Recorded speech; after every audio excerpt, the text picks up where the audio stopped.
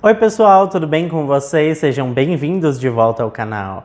Pessoal, os cachorrinhos, atualizando vocês sobre o Luke tá super bem, tá aqui brincando inclusive enquanto eu gravo aqui pro chão. E o Danny também já tá ótimo, tá? Ele saiu da internação, tá se recuperando super bem, só que eu tive que separar os dois, porque como o Luke ficou muito tempo em casa sozinho, ele meio que dominou o ambiente e não deixou o Danny voltar. Então o Danny tá ficando com a minha irmã, não sei se vai ser definitivo, talvez até seja, porque ele tá se dando muito bem lá com a filhinha dela também, ele tá gostando bastante, se adaptou bastante à casa dela, e eu tô com dó agora de pegar ele de volta e depois ele ficar brigando com o Luke. Mas vamos ver, de qualquer forma no próximo vídeo eu prometo que eu mostro os dois pra vocês de novo, combinado? Mas agora pessoal, vamos pro que interessa e bora pro caso de hoje.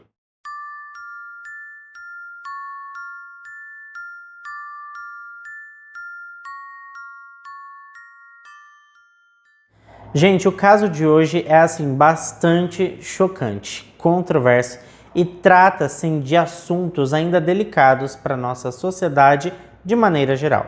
Esse caso aconteceu em uma pequena cidade chamada North Vancouver, que fica localizada no Canadá. Nas primeiras horas da manhã do dia 31 de maio de 2003, os funcionários de uma lavanderia chegaram no estabelecimento para trabalhar, como acontecia todos os dias da semana.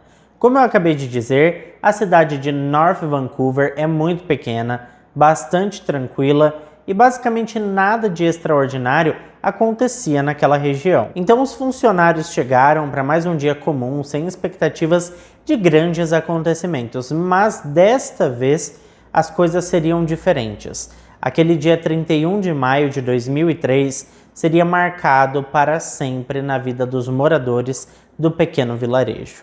Os funcionários estavam fazendo uma ronda pelo local, verificando se estava tudo em ordem, tudo limpo e abastecido, quando eles chegaram nos fundos da loja, bem atrás da lavanderia, onde tinha uma viela. Eles perceberam um carrinho de supermercados abandonado e o objeto estava abarrotado com um grande pacote de lençóis. Aquilo parecia estranho, mas não exatamente assim anormal, porque afinal de contas estava nos fundos de uma lavanderia. Então possivelmente alguém teria levado os lençóis para serem lavados no estabelecimento e por mero descuido do proprietário, o material teria sido esquecido dentro do carrinho naquela localização. Quando se aproximaram do tal carrinho misterioso, eles enfim se deram conta de que não eram lençóis, e sim um grande protetor de colchão, que aparentemente estava escondendo um objeto assim bem grande. Não foi possível segurar a curiosidade, então eles decidiram abrir logo o protetor de colchão. E então eles se depararam com um objeto que estava envolvido em sacos plásticos. Isso sim era preocupante. Não foi possível determinar o que de fato estava ali dentro, mas o tamanho do objeto abandonado era muito, mas muito semelhante ao tamanho de uma pessoa de estatura mediana. Naquele momento eles chegaram à conclusão de que tinham encontrado um corpo. A polícia foi acionada e chegou ao local assim rapidamente.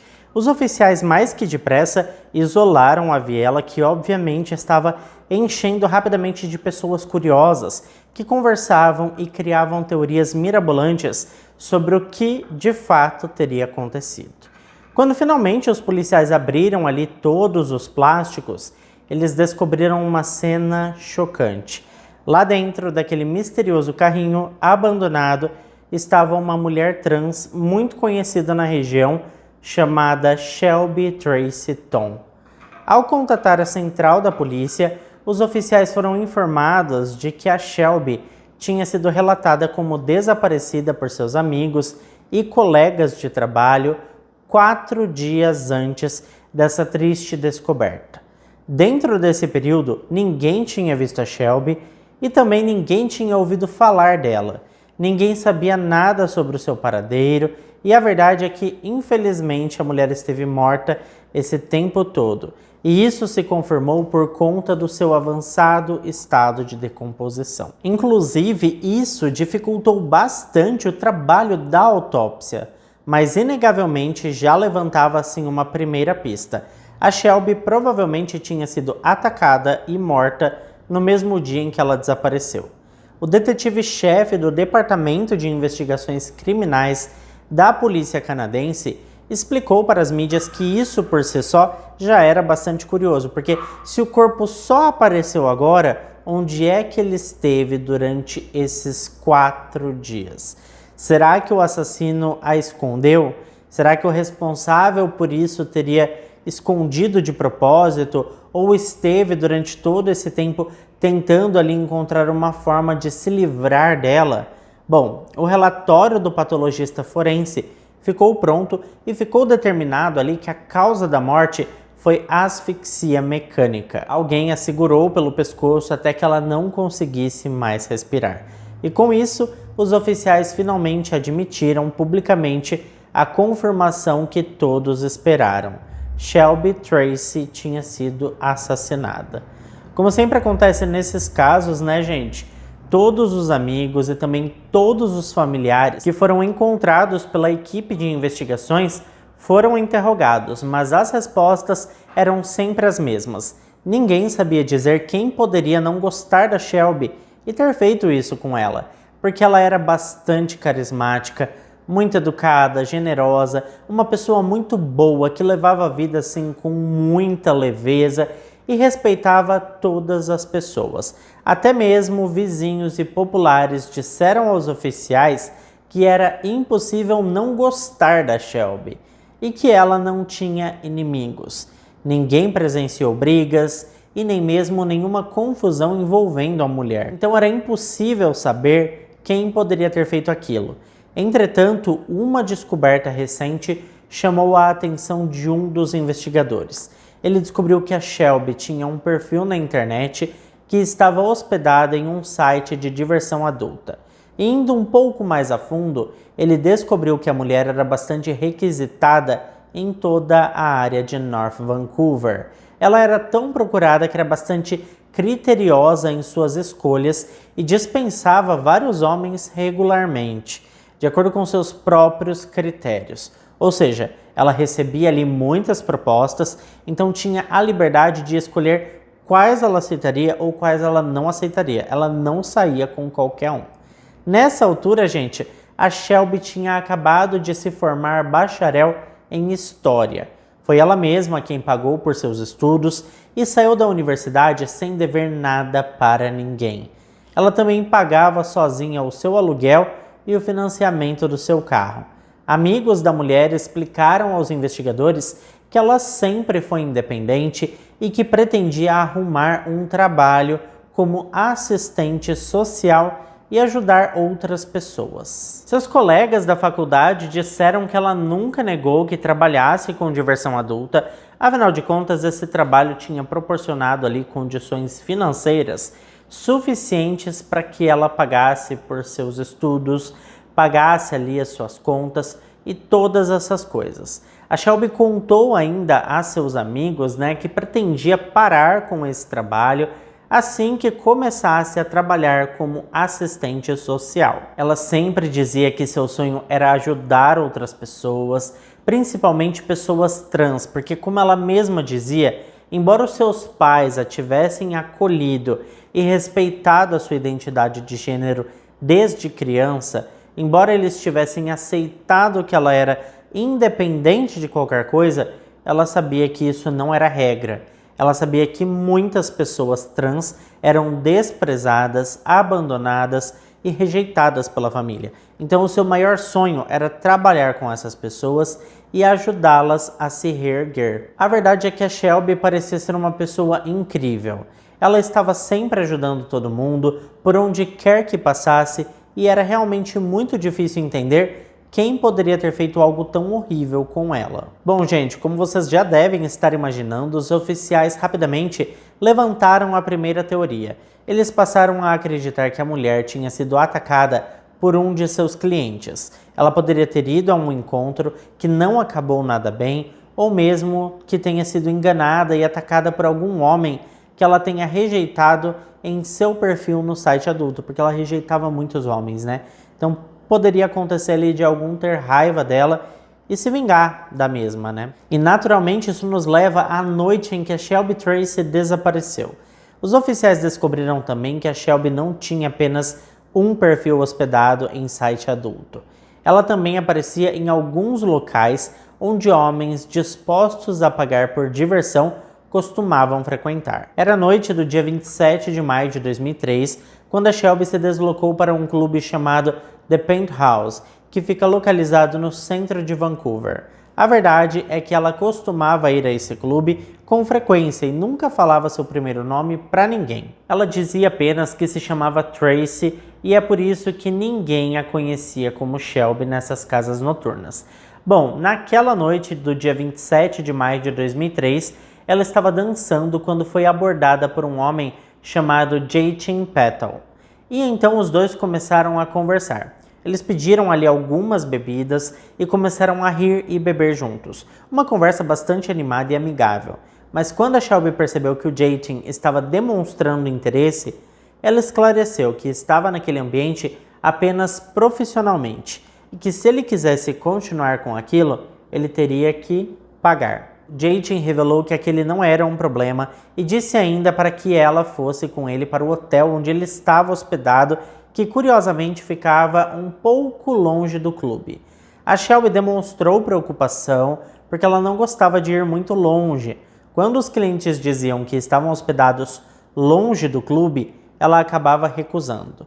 O Jatin então foi bastante carismático, divertido e tentou tranquilizá-la, além de ofertar $400 para que ela aceitasse o convite. Por fim, ela acabou concordando e os dois saíram juntos do The Penthouse e foram para Lionsgate Travel Lodge. Infelizmente, depois disso, Shelby Tracy Tom nunca mais foi vista com vida. E como já sabemos, seus amigos relataram seu desaparecimento quando perceberam que ela não tinha voltado para casa naquela mesma noite. O que os investigadores descobriram assim foi bastante preocupante. Ninguém sabia até aquele momento, mas o Jatin não era flor que se cheira. A verdade é que o Jatin Patel era um velho conhecido das autoridades canadenses e também norte-americanas. Ele não tinha histórico violento, mas carregava uma gigantesca ficha criminal. Foi descoberto que ele tinha passado muito tempo na prisão ao longo dos anos por diversos crimes diferentes, como roubo, furto e falsificação de documentos. Nessa altura ele estava morando nos Estados Unidos e por conta ali da quantidade de sentenças de prisão, a justiça norte-americana decidiu extraditá-lo do país. Ele nasceu e cresceu no Canadá, mas enquanto ainda era jovem, ele e toda a sua família se mudaram para a região sudeste dos Estados Unidos. E foi lá, onde aconteceram aí os diversos crimes que eu acabei de contar para vocês. Isso é bastante curioso porque o dia em que ele conheceu a Shelby foi o seu primeiro dia de volta no Canadá após ter sido deportado da terra do tio Sam. Bom, gente, mas voltando ao dia do encontro, como eu ia dizendo, o casal saiu do clube e foram para o hotel. Assim que chegaram, eles foram para o quarto e as coisas aconteceram da forma mais natural possível. Eles fizeram ali o que tinham que fazer e nada parecia estar fora do lugar. O que ocorre, gente, é que depois de algum tempo, depois de uma pausa para recuperar as energias, o Jatin pediu para Shelby que o deixasse fazer algumas coisinhas e foi aí que ele percebeu algumas cicatrizes nas partes baixas da companheira. Ele rapidamente presumiu que as pequenas marcas eram de origem de uma cirurgia de redesignação sexual, uma cirurgia que também é conhecida apenas pela sigla CRS. Então as coisas fugiram do controle. De acordo ali com o processo de investigações apresentado pela promotoria, o Jatin teve um ataque de fúria. Ele se sentiu enganado e ficou indignado pelo fato de supostamente a Shelby não ter revelado isso antes do encontro íntimo. Percebam que a Shelby não estava mais viva para apresentar a sua versão dos fatos. Então nós nunca saberemos se ela realmente não disse nada sobre ser uma mulher trans, porque ela simplesmente não quis ou não achou que fosse necessário dizer, ou se na verdade o Jatin já tinha sido informado sobre isso e por qualquer motivo desconhecido, ele tenha se arrependido de ter marcado o tal encontro. Ou sei lá, né, o que se passou pela cabeça dele depois. Enfim, o que se sabe é que ele ficou muito, mas muito nervoso com essa situação. O que chamou a atenção do investigador e ele compartilhou com as mídias foi que, na sua opinião, o Jatin já tinha demonstrado interesse pela Shelby, ele já tinha pagado para sair com ela, eles já tinham feito o que era para ser feito. Então, basicamente, essa nova informação era totalmente irrelevante. Bastava ele ter interrompido o encontro e, por exemplo, ter pedido para que ela fosse embora, sabe? E tudo se resolveria, simples assim. Mas, ao contrário disso, ele se deixou conduzir pela raiva e nem sequer deixou a Shelby falar mais nada. Ele partiu para cima dela e agarrou pelo pescoço e segurou ali com muita força. Ele foi bastante violento e o ataque foi bastante repentino, sabe? Bem assim mesmo, sem mais nem menos. A Shelby não entendeu nada do que estava acontecendo e provavelmente a última coisa que ela viu antes de nos deixar foi o rosto furioso do homem que segurou firmemente o seu pescoço até que ela não conseguisse mais respirar. Bom, gente, agora que estava tudo acabado, ele se tocou que precisava arrumar aquela bagunça. Então, na sequência, ele removeu o corpo que estava na cama e o escondeu em um dos guarda-roupas do quarto do hotel. Em seguida, ele saiu do quarto e colocou aquelas plaquinhas de não perturbe na porta. Fez isso para evitar que alguma camareira que fosse arrumar o espaço encontrasse o corpo ali da mulher escondida no armário. Ele desceu para o saguão do hotel e, quando estava tomando uma bebida, começou a conversar com uma mulher. Em pouco tempo, acabou descobrindo que ela também era uma profissional da diversão adulta, chamada Cara Martin. Ela ofereceu seus serviços e então ele deu $100 para que ela fosse buscar entorpecentes e assim que voltou, ela o encontrou no mesmo local. Então os dois subiram para o quarto e sim, gente, eles fizeram tudo o que tinham que fazer bem ali, onde o Jatin tinha acabado de tirar a vida de outra pessoa.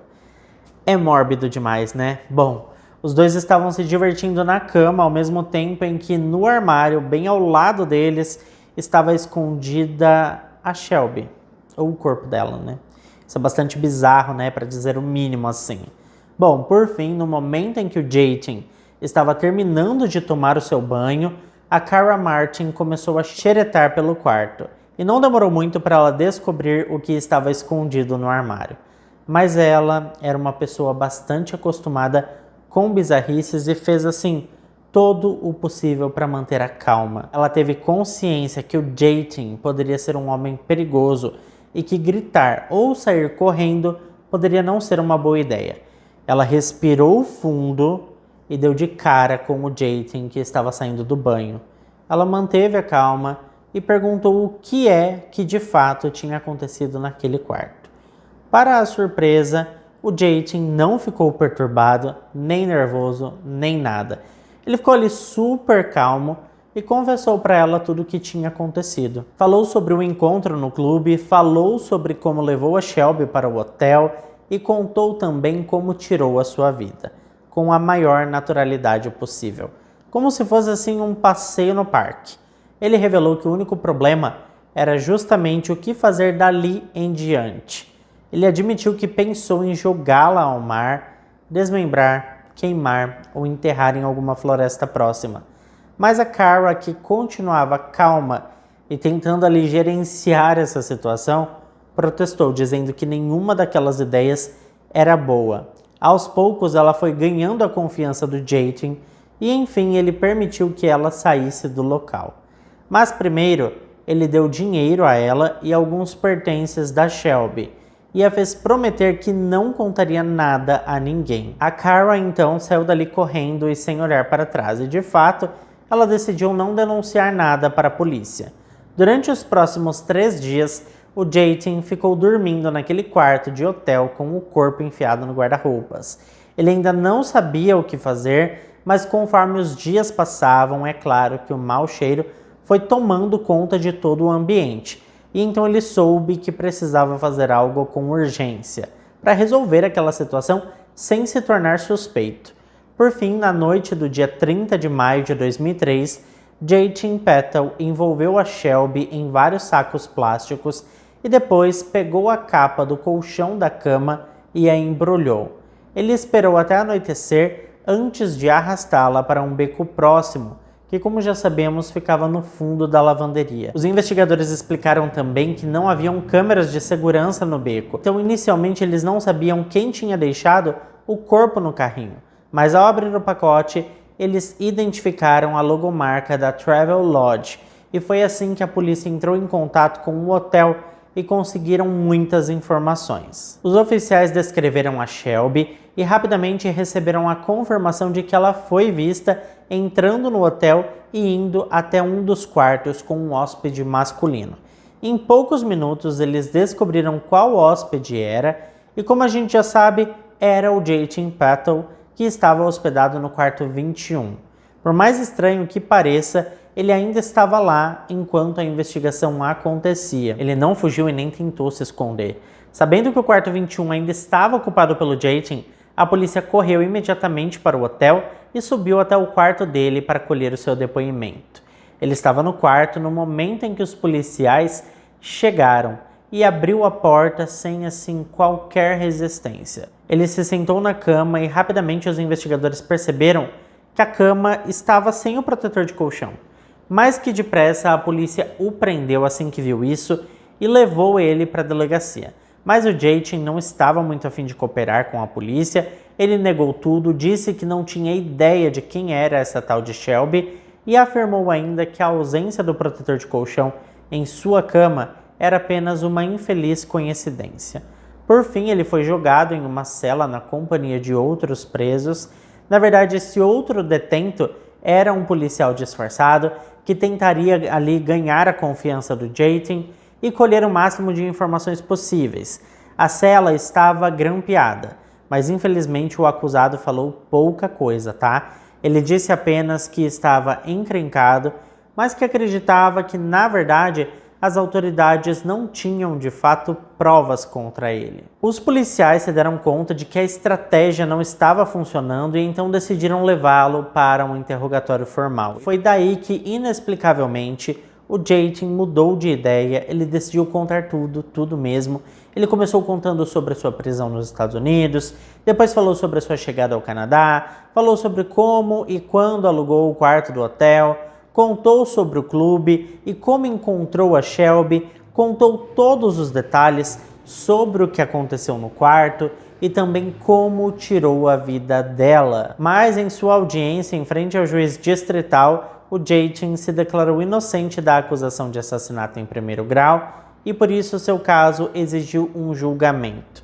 Quando o caso finalmente começou a ser julgado, a acusação afirmou que se tratava ali de um crime de ódio, porque a Shelby Tracy Tom perdeu a sua vida nas mãos de um homem apenas por ser uma mulher trans. E isso era óbvio, né? Porque inclusive a polícia tinha a confissão dele contando em detalhes como que tudo aconteceu.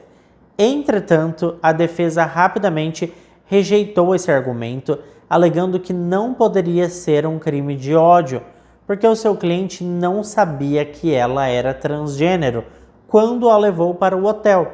Eles alegaram que se o Jatin soubesse antecipadamente sobre esse detalhe, ele teria recusado sair com ela e ponto final.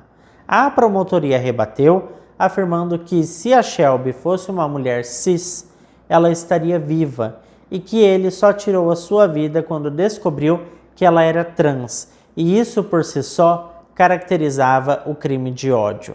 Os promotores disseram que o Jatin poderia simplesmente tê-la dispensado e que ela iria embora, mas não, ele preferiu tirar a vida dela quando soube.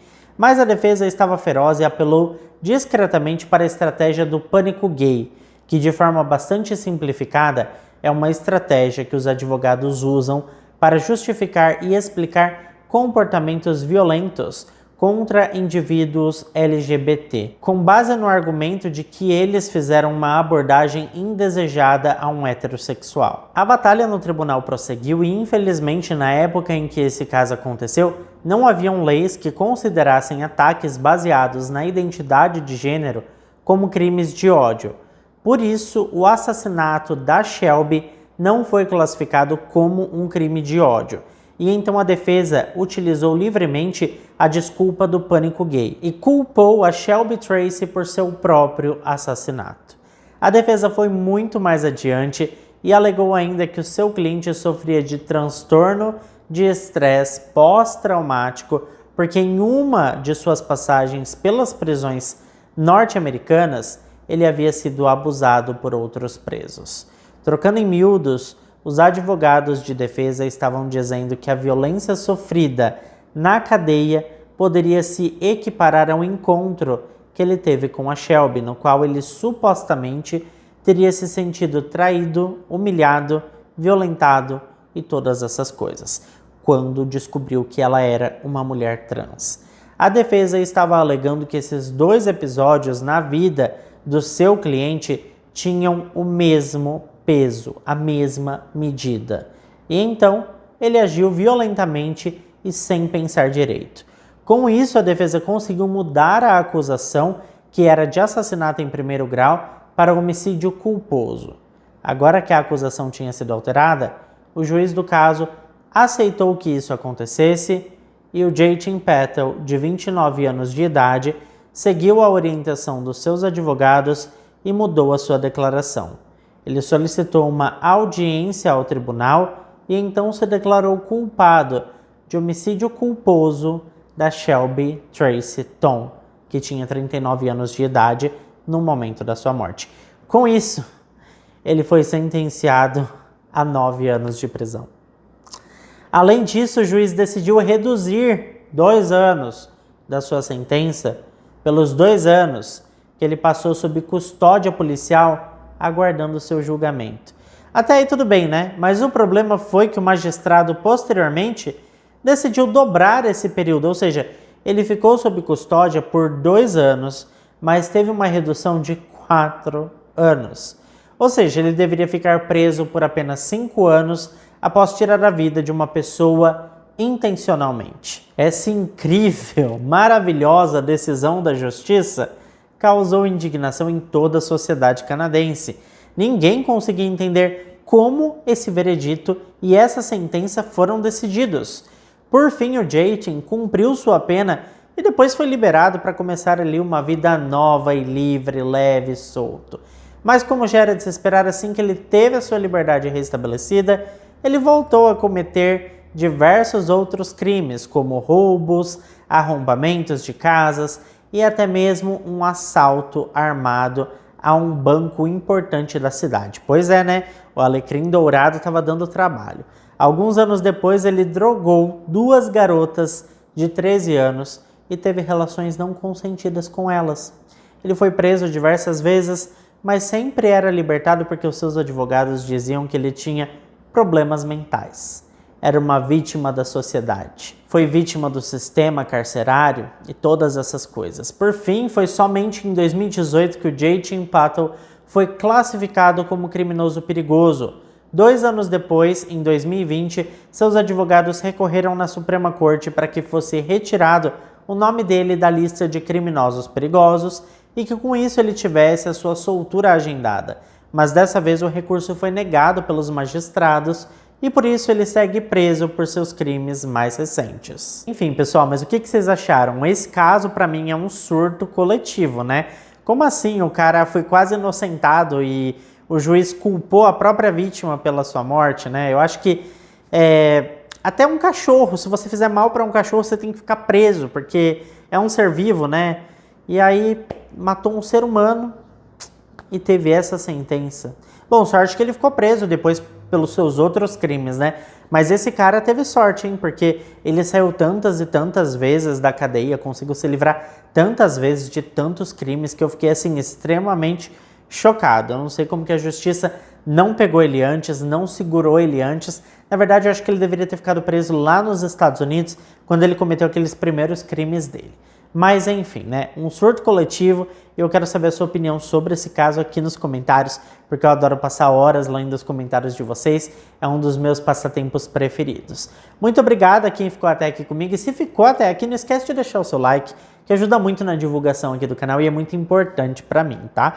Um beijo para todos vocês, vocês sabem que moram aqui no meu coração e até o próximo vídeo.